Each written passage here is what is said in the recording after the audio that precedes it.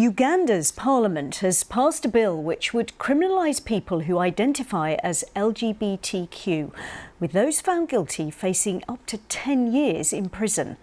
Under the proposed legislation, friends, family and members of the community would have a duty to report individuals in same-sex relationships to the authorities. Homosexual acts are already illegal in the East African country, but the bill seeks to go further and criminalise people on the basis of their sexual identity. The bill passed with widespread support in Uganda's parliament. In our country, we will have our morals. We will protect our children. And we are making this law. We are making this law for ourselves. We are making this law for our children. We are making this law for the children of our children. This country will stand firm. And once it passed, I can tell you, Madam Speaker, we are going to reinforce the law enforcement officers to make sure that homosexuals have no space in Uganda. We're joined now by Oriam Nyeko, who is a researcher at the Human Rights Watch Africa Division. Really good to have you with us, and thank you for joining us on BBC News. Can you tell us a little bit more about what this draft legislation does, what it will change? So the current law in Uganda basically prohibits same-sex acts. It's been in the law for decades. It was inherited from the British and really hasn't been implemented.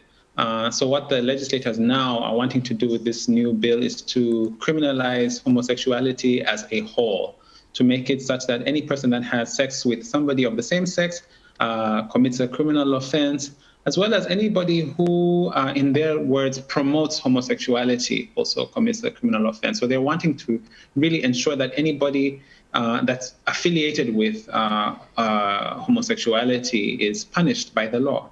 So this will have serious implications, won't it, for any members of the LGBTQ plus community in Uganda? Certainly. I mean, the notion that somebody should go to prison because they've had consensual sex with somebody who is an adult is, can have, wide-ranging impacts. Not just the fact that it's now going to be a criminal offense, but the fact that what it's essentially doing is endorsing homophobia. It's the government would say that it's all right to discriminate against people because you think that they are homosexual, because you think that they are having sex with somebody of the same sex, and that can have, we've seen in the past, it having wide-ranging impacts on people's lives and their livelihoods. But it's going to make things even worse going forward. The Ugandan Parliament, as we've been discussing, has passed a draft law. How likely is it to be approved and actually become law? So the next stage is for the president to assent to it. He has to, his job basically is to sign it if he agrees with the terms. In the past, there was a similar law that was passed about 2 years ago, the Sexual Offences Bill, which also criminalized same-sex acts, but he didn't sign it because he said that the law, the penal code with that colonial remnant that prohibited same-sex acts already provided for that, so there wasn't the need for a new law.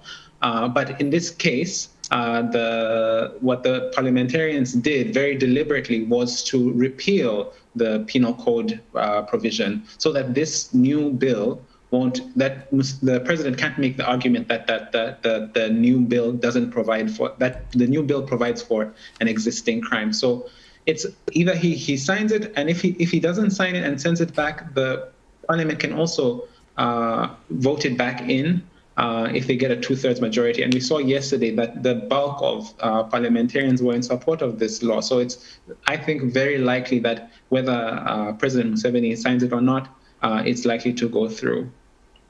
Oriam Nyeko from Human Rights Watch, the Africa Division. Really good to have you with us on BBC News. Thank you for your time. Thank you.